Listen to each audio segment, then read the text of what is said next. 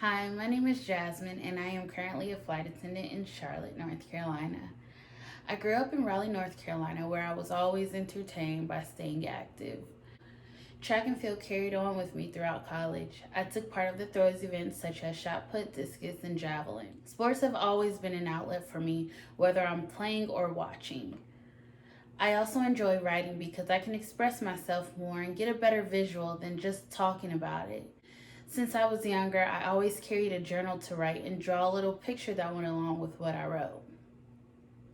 This kind of explains the road I want to take with being able to write and produce films in a creative way that deals with mental health and what our brain sees unconsciously. My focus with mental health relates to me because I have dealt with depression and anxiety. Mental health does not discriminate. You could be a student, teacher, athlete, politician, lawyer, and it goes on. And we don't have to be ashamed of it. Putting everyday situations in perspective with everyday people and what they go through dealing with mental health. It's funny how life cycles and gives you signs starting from your youth on the direction you should go. I always knew I was able to relate to different people in different ways, like my brothers, making them play school with me, and then growing up to coach kids in track and field. And all the kids took in the techniques differently, and being able to relate with them in different ways was helpful and rewarding to me.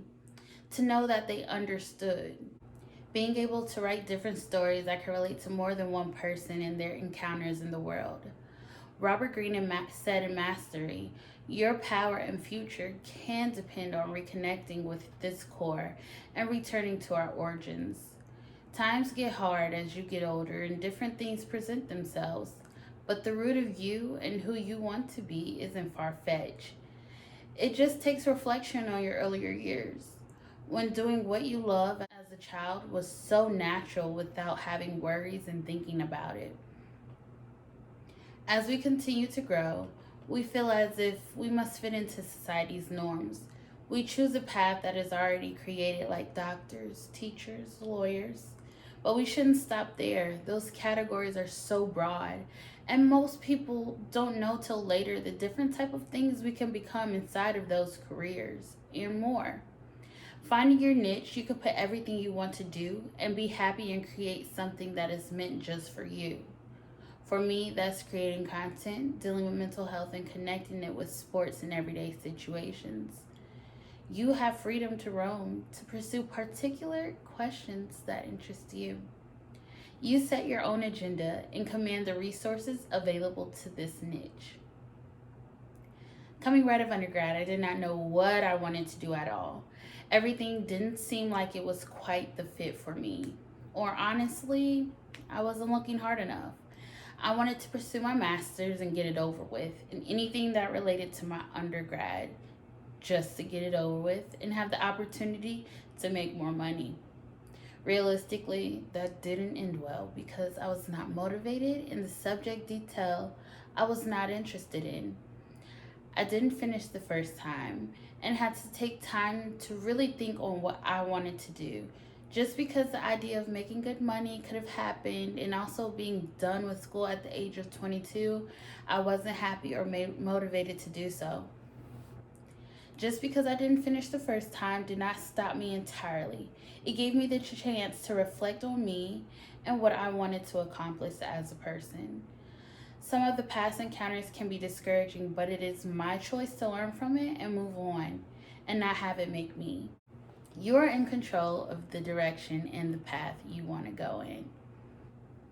For me, I had to stop looking in the past on what I could have and should have done and being in a mood, not knowing what to do, doing things without really having anything planned and winging it. I was looking at what others were doing and not focusing on myself. Once I was tired of doing nothing and being sorry for myself, I made a path and what I could do on a daily basis to where I wanted to go. I started to make sure I wrote every day, doing research and helping my brother edit and construct videos. I want to continue to grow in these continued weeks to research more people who do what I do and connect with them and look through their journey to see what could possibly help me. I had to dig deep in myself to find my purpose and what I enjoy doing. Instead of just talking about it, I made a schedule for myself and physically wrote down thoughts and goals instead of just saying it and sometimes forgetting. With writing things down, I'm able to go back and look at what I need to do to get to where I want to be.